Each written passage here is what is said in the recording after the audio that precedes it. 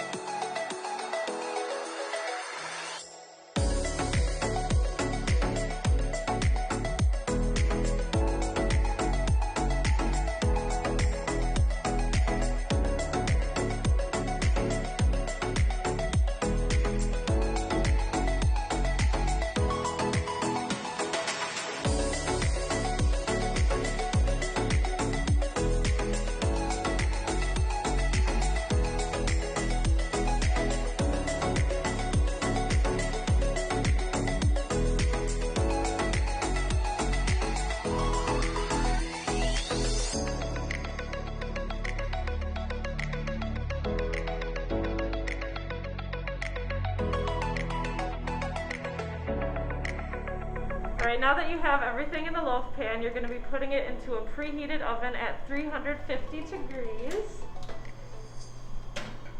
for about 30 to 40 minutes until you insert a toothpick and it comes out clean.